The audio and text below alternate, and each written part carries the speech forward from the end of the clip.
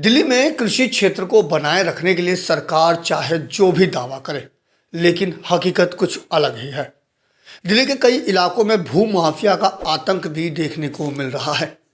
तस्वीरों में दिख रही ये सड़क बख्तावरपुर गांव की ओर जाने वाली सड़क है, जो अलीपुर बख्तावरपुर मेन रोड से निकलती है।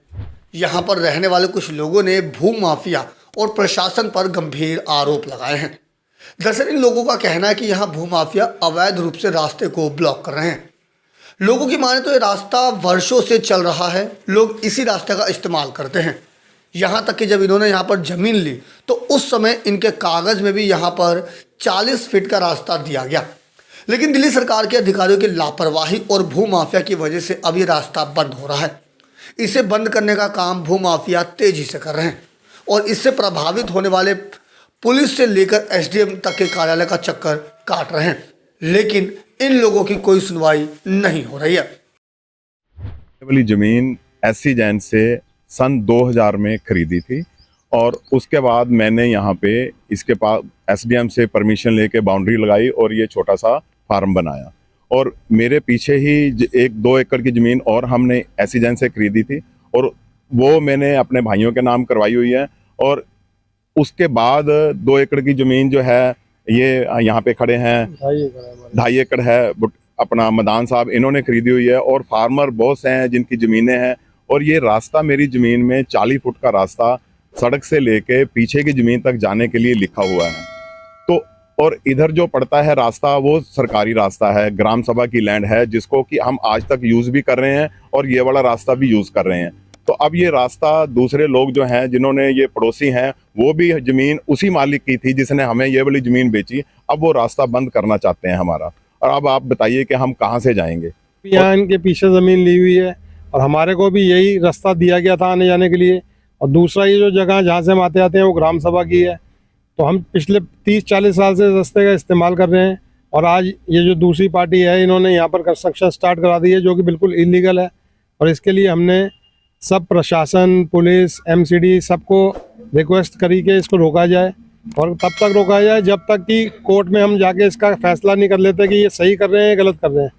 पर हमारी कोई सुनवाई नहीं हो रही है और ये काम चालू है और ये रास्ता बंद करने की पूरी प्लानिंग करके चल रहे हैं, जिससे कि आगे चलते हुए हमारे को सब लोगों को बहुत ज़्यादा परेशानी हो सकती है और हम अपनी जगह को पहुँच भी नहीं पाएंगे किसी भी तरीके से।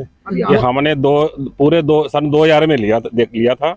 40 फीट का रास्ता लिख के दिया हुआ है और आज ये सतीश बंसल जी बंद कर रहे हैं इसको। पीछे पहले इनकी जमीन पीछे पड़ती थी और अब उन्होंने सारी खरीद ली है। प्रशासन बड़े लोगों का साथ दे रही है, छोटे लोगों का साथ नहीं दे रही बिल्कुल भी। आप जो बता रहे हैं जो 40 फीट का जो गली आपको दिया गया था, उस समय क्या लिख करके दिया गया था? हमारे रजिस्ट्री में लिखा हुआ है, लिख के दिया गया है। तब से ये जी जो हमारे ओनर हैं, ठीक है, उनका रास्ता है। 23 साल पहले उन्होंने ज़मीन ली थी और रास्ता दिया था। जो जमींदार थे, जमींदार ने पेपरों में लिख करके दिया था ये रास्ता तुम्हारा 40 फीट का रास्ता है, यही आने जाने का है।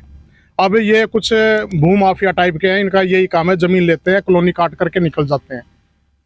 तो अब क्या मतलब इस पर अवैध रूप से कब्जा किया जाए? अवैध रूप से कब्जा करने की कोशिश कर रहे हैं, रास्ते को बंद कर रहे हैं। अब लगा लो रास्ता ये बंद कर देंगे तो आएंगे जाएंगे कहाँ से? आने जाने का रास्ता नहीं रहेगा तो हम तो मर जाएंगे जी अंदर। हमारी लेबर भी रह रही है, हमारे चौकीदार भी रहे, कहाँ से आए जाएंगे? यहाँ का रास्ता है काफ़ी दिन से और मतलब ये है कि इस रास्ते को ये बंद कर रहे हैं। कितने समय से रास्ता है? आप कब से यहाँ पे रह रहे हैं? ये रास्ता आज मेरी 73 साल की उम्र होली, समझे। और ये रास्ता कम से कम 30-35 साल से रास्ता चल रहा है। ऐसे में सबसे बड़ा सवाल है कि आखिर प्रशासन इन लोगों की बात क्यों नहीं सुन रहा? क्या इन भूमाफियाओं और प्रशासन की मिली भगत से ही ये रास्ता बंद किया जा रहा है या फिर इस पर कोई कार्रवाई होगी? हालांकि इस संबंध में अभी तक किसी भी प्रशासनिक अधिकारी से बात नहीं हो सकी है, लेकिन बीते कुछ दिनों से जिस तरह से यहाँ पर भूमाफिया का कब्जा होता जा रहा है वो प्रशासन की कार्यशैली पर भी कई सवाल खड़े कर रहा है।